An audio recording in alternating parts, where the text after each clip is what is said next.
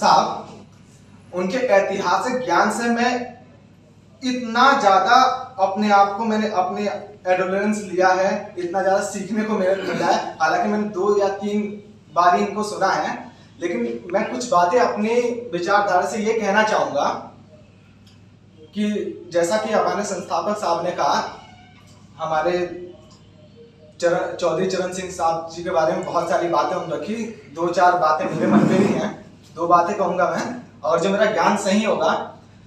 तो इनसे पहले जो हमारे प्राइम मिनिस्टर बने थे 14 जनवरी 1979 को मोरारजी देसाई साहब, 16 जुलाई 1979 को उनका कार्यकाल खत्म हुआ था। उसके बाद जो चुनाव हुआ था उसमें 28 जुलाई 1979 को इनको प्राइम मिनिस्टर चुना गया था, और 24 जनवरी 1980 को इनका कार्यकाल खत्म हुआ था। उसमें इन्होंने जो जो काम किए, बहुत सारे कार्य किए, और इन्होंने जो कार्य किए उस कार्य में जितना हमारे पास अब तक जितने भी विचार आ पाए या जितना भी ज्ञान आ पाया, उससे अलग एक तो ज्ञान ये कि इस लिस्ट में, ऊपर वाली लिस्ट में, जो इधर से 5वें व्यक्ति और उधर से तीसरे व्यक्ति भीमराव अंबेडकर साहब आपको दिख रहे होंगे, उस व्यक्ति ने हमारे संविधान को लिखने का कार्य किया।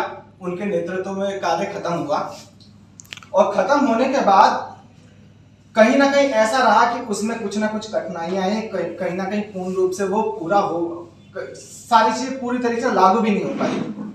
उसके बावजूद भी ये व्यक्ति, जो सर ने बताया कि ये जाट समाज थे, उसके बावजूद भी इन्होंने जाटो समाज का अपने यहाँ एक कार्यकर्ता रखा, और अलग अलग इन्होंने अपने इंटरकास्ट मैरिज भी करवाई कि जाति विवाद हम खत्म कर सकें।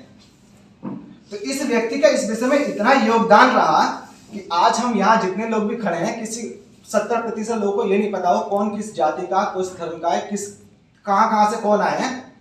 हम खा सकते हैं, बैठ सकते हैं, एक साथ बैठे हो। इसका कारण ये भी है, हमारे संस्थापक महोदय अभी किसी ने देखा हो या नोटिस ना किया हो, उन्होंने किसी में भेदभाव नहीं किया, खुद चाय की प्लेट उठा के खड़े हो गए।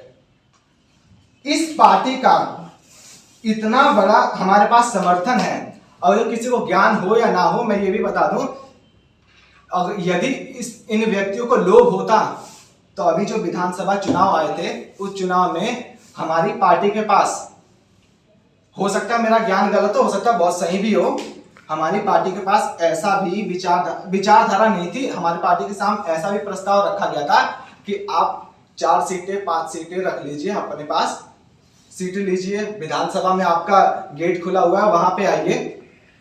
कहां पड़े हुए इन चक्करों में। लेकिन पार्टी ने कहा नहीं, पूर्वांचल समाज, अपने लोकल समाज, किसान समाज, जो लोग धरती से जुड़े हुए हैं, हम उनका काम को, हम उनके सोच को आगे बढ़ाएंगे और इस पार्टी को हम आगे लेके जाएंगे।